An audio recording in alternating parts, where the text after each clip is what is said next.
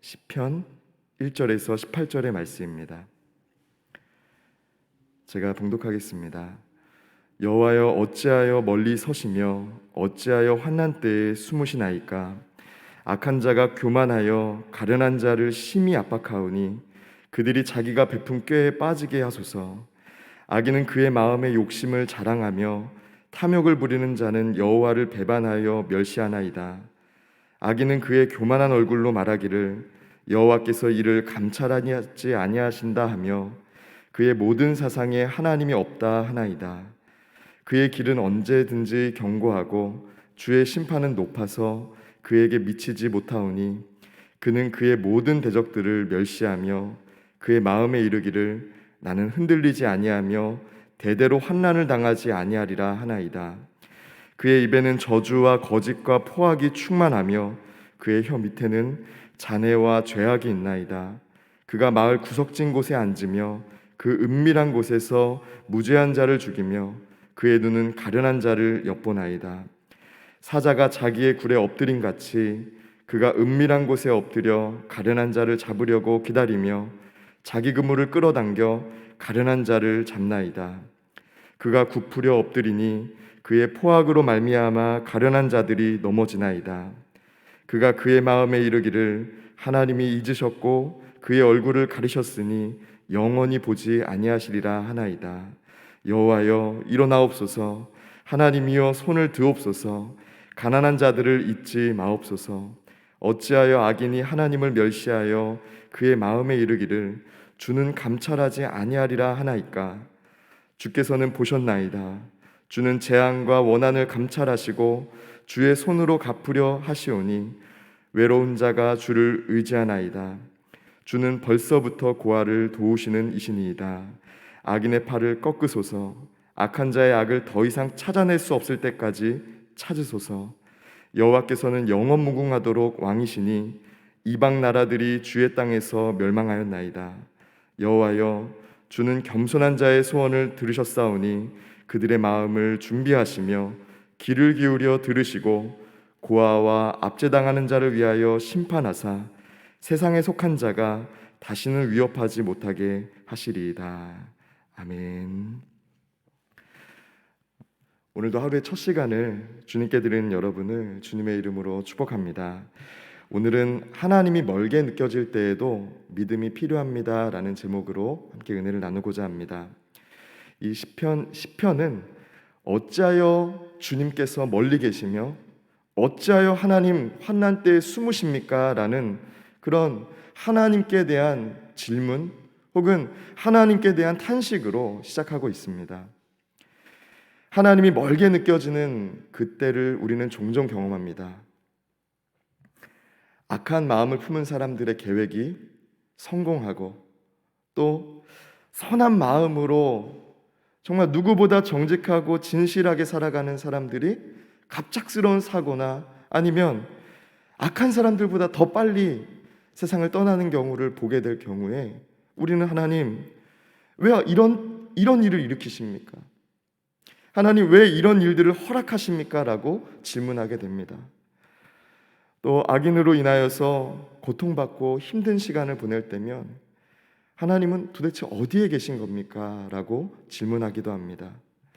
오늘 이 시편 기자는 그런 마음으로 오늘 하나님께 기도하고 있는 거예요. 하나님, 어디 계십니까? 하나님, 왜 내 고통과 또 가난한 자와 고아와 연약한 자들이 압제당하는 것을 외면하고 계십니까? 라는 질문을 하나님께 드리고 있다는 것이죠. 하나님이 멀게 느껴지는 그때에 우리는 어떤 믿음으로 서야 하는지 함께 몇 가지로 나누고자 합니다. 첫째로, 주님께서 보셨습니다 라는 믿음으로 서야 합니다. 더 정확히는 주님은 그 일을 이전부터 돌보고 계십니다 라는 믿음입니다. 여러분, 우리가 함께 말씀 한 구절 보도록 하겠습니다. 우리 14절의 말씀 함께 읽도록 하겠습니다. 14절입니다. 주께서는 보셨나이다. 주는 재앙과 원한을 감찰하시고 주의 손으로 갚으려 하시오니 외로운 자가 주를 의지하나이다. 주는 벌써부터 고아를 도우시는 이시니이다. 아멘. 여러분 14절 하반절에 나오는 주는 벌써부터 고아를 도우시는 이시이다라는 표현이 어색합니다. 그런데 이 표현이 너무나도 정확한 표현입니다.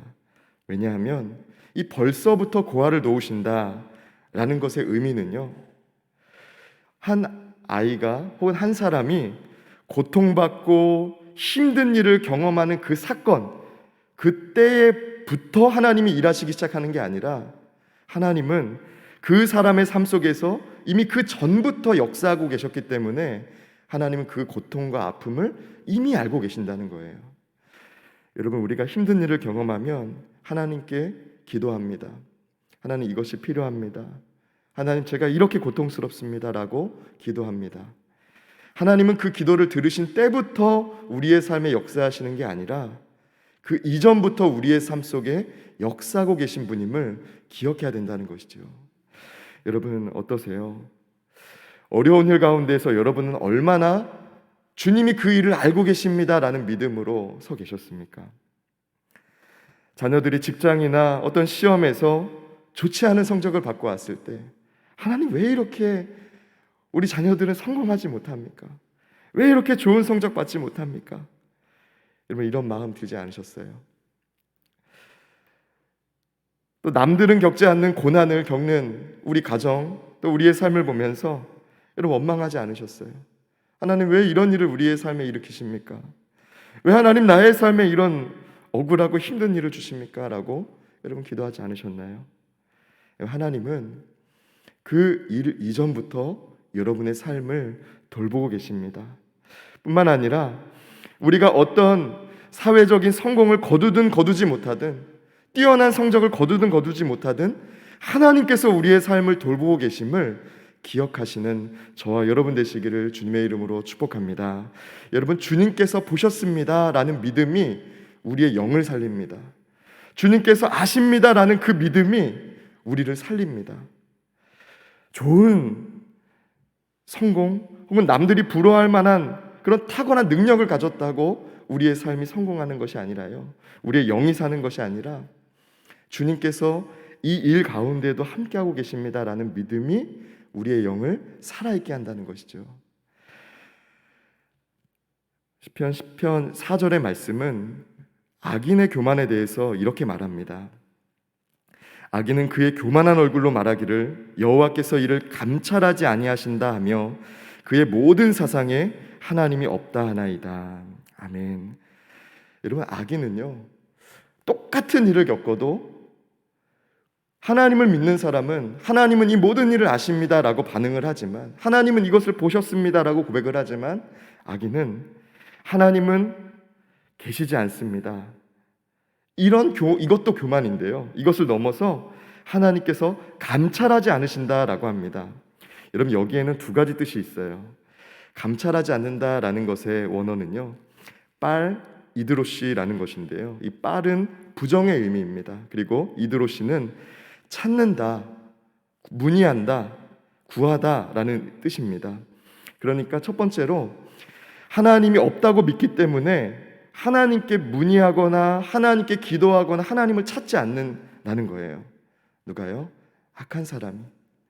하나님이 없다고 믿는 그 사람은 하나님께 문의하거나 하나님을 찾지 않는다는 것이죠. 둘째로, 이것은요, 하나님은 계시지 않기 때문에 악한 사람들이 어떤 꾀를 내든 어떤 일을 벌이든 그 악에 대해서, 악한 일을 찾지도 않으시고 관심도 없으시고 심판하지도 않으신다는 것이 이 악인의 교만이라는 거예요. 악의 연대기라는 한국 영화가 있습니다. 이 영화 내용에 보면요, 대통령상을 수상하며 특급 승진을 앞둔 이제 경찰 중에 최 반장이라는 사람이 있어요. 근데 여러분, 아이러니하게도 이 최 반장은요, 특급 승진을 하니까 그 동료들과 이제 회식을 한 후에 집에 들어갑니다. 근데 그날 괴한에게 납치를 당한 거예요. 참, 그 괴한도 당황했겠죠. 어떻게 납치를 했는데 경찰을 납치를 했어요. 위기를 모면하려고 이 최 반장은요, 어떻게 하다가 우발적으로 그 괴한을 죽이고 맙니다. 승진을 앞두고 있는 상태에서 이것을 덮어야 되잖아요. 그래서 이것을 은폐하기로 합니다. 그런데 며칠 뒤에 이 최 반장이 죽인 그 시체가 경찰서 앞에서 발견됩니다. 여러분, 재밌게도요, 이 최 반장은요, 자신이 저지른 살인 사건을 담당하게 된 거예요. 그러니까 이 사건을 덮기 위해서, 자신의 실수를 덮기 위해서 사건을 조작하고 재구성하고 그럴싸한 사람, 누가 봐도 그 사람이라고 할 만한 사람을 찾아서 범인이라고 말하고 다니고 또 범인이라고 합니다. 재구성하죠. 본인이 진범이니까 진범을 찾을 수 없는 거죠. 여러분 어떠세요? 우리 주변에서 이런 일들을 종종 경험하곤 합니다. 들키지 않으면 악한 일을 벌여도 된다. 여러분 어떻게 생각하세요? 오늘 본문에 따르면 교만한 사람입니다. 믿음이 없는 사람이에요. 하나님께서 멀게 느껴질 때 악인들의 꾀가 통하는 것 같고 악인들의 형통해 보이는 그때에 눈을 들어 주님 바라보시기를 바랍니다. 하나님은 알고 계세요. 하나님은 그 일 이전부터 그 사건을 아시고 이미 그 일에 대해서 정확하게 알고 계십니다. 사랑하는 성도 여러분, 하나님이 멀게 느껴질 때 주님께서 보셨습니다, 주님께서 아십니다 라는 믿음으로 승리하는 저와 여러분 되시기를 주님의 이름으로 축복합니다. 둘째로 주의 능력을 신뢰하는 믿음입니다. 우리 12절의 말씀을 함께 읽도록 하겠습니다. 12절입니다. 여호와여 일어나옵소서, 하나님이여 손을 드옵소서, 가난한 자들을 잊지 마옵소서. 아멘. 오늘 이 시편은 1절에서 11절까지 악한 사람의 형통에 대해서 말합니다. 어떻게 하나님 그럴 수 있습니까? 어찌하여 하나님 숨어 계십니까? 라는 마음으로 악인의 형통에 대해서 말해요. 그런데 하나님 안에서 이 마음이 역전되었는지 12절부터는요 반전된 내용이 나옵니다. 그 숨어 계신다고 고백했던 그 하나님께 대해서 간구하고 그 하나님을 신뢰하는 내용이 12절부터 기록되어 있어요. 특별히 12절에는요 우리가 조금 전에 읽었듯이 하나님이여 일어나옵소서, 하나님이여 손을 드옵소서라고 고백하고 있습니다. 여러분, 믿음이 없는 사람들은 악한 일에 대해서 내 손으로 갚으려고 합니다. 내가 일어나서 내가 어떻게든 하려고 합니다. 그런데 오늘 성경을 보세요. 하나님의 손, 하나님이여 손을 드옵소서라고 고백합니다. 구약 성경에서 이 손은 능력 혹은 그의 존재가 갖고 있는 탁월함을 의미하는 것이 이 손이라는 표현입니다.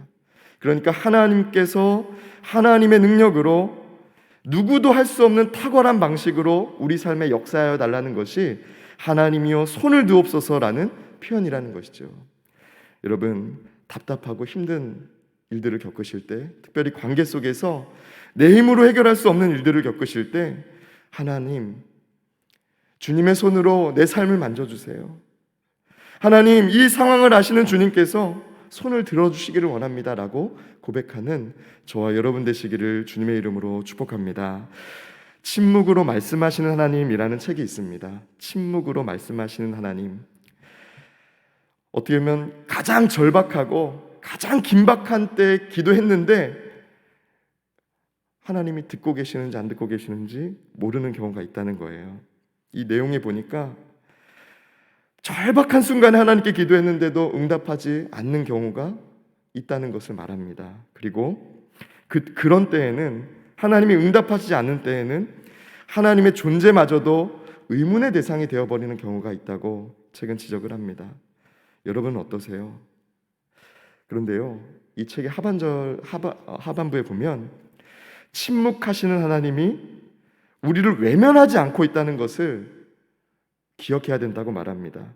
오히려 그 침묵으로 응답하고 계시는 분임을 믿음으로 봐야 된다고 우리에게 가르쳐주고 있어요. 어떤 의미입니까? 여러분, 하나님은 손을 드시는 분입니다.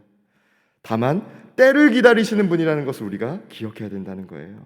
하나님은 능력이 없으신 분, 존재하지 않는 분이 아니라 능력이 있으시며 하나님은 그 손으로 우리의 삶을 다스리시는 분인데 때를 기다리고 계신다는 것을 기억해야 된다는 거예요. 여러분, 마음이 힘든 일을 경험하셨을 때 그때에도 주님의 능력을 신뢰하는 저와 여러분 되시기를 주님의 이름으로 부탁드립니다. 셋째로, 영원한 왕이신 주님에 대한 믿음입니다. 여러분, 이것은요, 심판자가 계시다는 것을 꼭 기억해야 된다는 믿음인데요.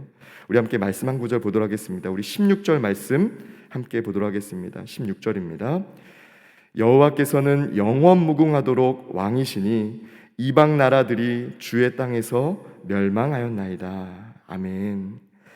여러분, 11절 말씀에 악한 자가 마음에 이른 말을 보세요. 하나님이 잊으셨고 그의 얼굴을 가리셨으니 영원히 보지 아니하리라 하나이다 라고 악한 사람이 그 마음에 말한다는 거예요. 얼굴을 가린다라는 것은 이 성경에서는 단순히 얼굴 한 부위만 말하는 표현이 아니고요, 그의 존재 자체를 의미하는 것이 얼굴이라는 표현입니다. 그러니까 하나님께서 자신을 감추시고 우리와 관계를 단절하셨다는 의미가 얼굴을 가리셨다라는 표현이에요. 악한 사람은 그렇게 악한 일을 하면서 그런 마음을 품는다는 거죠. 여러분들은 어떻게 생각하세요? 여러분의 삶에 하나님이 단절되시고 하나님이 자신을 감추시는 때가 있으세요? 여러분, 그때에도 영원한 왕이신 주님은 우리와 동행하고 계심을 꼭 기억하시기를 주님의 이름으로 부탁드립니다. 여러분, 엘리 위젤은 나치 독일이 유대인을 학살하던 그 시대에 홀로코스트에서 생존했던 사람입니다. 노벨 평화상 수상자이기도 한데요. 나이트라는 흑야라고 번역된 그 책에서 엘리 위젤은 이런 이야기를 들려줍니다. 엘리 위젤 자신이 수용되었던 수용소에 발전소가 폭파되는 사건이 있었다는 거예요. 범인으로 지목된 유대인 3명이 있었는데 다 교수대에 목이 매달려서 죽었습니다. 2명은 어른이어서 금방 죽었는데요, 무거워가지고. 1명은 소년인 거예요. 가벼워가지고 30분 이상 막 몸부림을 치다가 죽었다는 거죠. 그 모습을 보면서 수용자 한 사람이, 그 유대인 한 사람이 이렇게 말했다는 거예요. 하나님은 지금 어디 계십니까? 하나님 왜 이런 것을 내버려 둡니까? 라고 말했다는 거죠. 하나님에 대한 신앙이 있었던 엘리 위젤은 이 모습을 보면서 자기 안에서 들려오는 한 음성을 듣게 됩니다. 하나님이 어디 있느냐고? 바로 여기에 있지. 하나님은 지금 저 교수대에 매달려 바동거리고 있지 라는 것을 들었다고 합니다. 무슨 말입니까? 우리가 고통당하는 그 순간, 그 사건 속에서 하나님은 우리를 외면하신 분이 아니라 우리와 함께하고 계신다는 거예요. 함께 아파하고 그 시간 가운데 함께하고 계시는 분이라는 사실이죠. 오늘 성경은 하나님에 대해서 영원하신 분이다, 영원하신 왕이다라고 고백합니다. 여러분, 그렇습니다. 저와 여러분의 하나님도 영원하신 분이에요. 우리가 하나님이 계시지 않은 것 같이 느껴지는 그 고통스럽고 힘든 순간에도 하나님, 우리의 왕 되신 분은 우리의 삶에 함께하고 계십니다. 여러분, 하나님이 멀게 느껴질 때에도 믿음이 필요합니다. 저와 여러분이 종종 하나님이 멀게 느껴지는 때를 맞이하신다면, 사람들과의 관계 속에서 혹은 악한 일이 너무나도 잘 되는 것을 보면서 하나님이 멀게 느껴질 때가 있으시다면, 그때에도 믿음이 필요한 것을 기억하시고 믿음으로 승리하는 저와 여러분 되시기를 주님의 이름으로 축복합니다. 이 시간 함께 기도하겠습니다. 살아계신 하나님, 하나님이 멀게 느껴지는 그때에도 믿음으로 주님을 바라보게 하여 주시옵소서. 우리는 연약합니다. 성령 하나님, 때로는 악인의 형통을 보며 또 선한 사람들의 고통을 보며 믿음이 흔들리거나 하나님께 대해 의심하지 않도록 우리의 심령을 붙들어 주시옵소서. 오늘도 귀한 마음으로 예물 드린 손길이 있습니다. 주님, 이 예물에 담긴 소원이 하나님의 방법으로 하나님의 때에 선하게 성도님의 가정과 삶에 이루어지게 하여 주시옵소서. 이 시간 안나선교회와 모세선교회에 육신이 연약하여 어려움 당하고 있는 성도님들을 위해 기도합니다. 하나님, 우리의 건강도 하나님의 손에 있음을 고백하오니 우리에게 건강을 더하여 주시고, 특별히 하나님께서 주신 사명을 잘 감당할 수 있도록 우리의 심령을, 우리의 육신을 강건케 하여 주시옵소서. 오늘도 우리가 믿음으로 살아갈 수 있도록 성령으로 충만케 하여 주시기를 간구하며 예수 그리스도의 이름으로 기도드립니다. 아멘.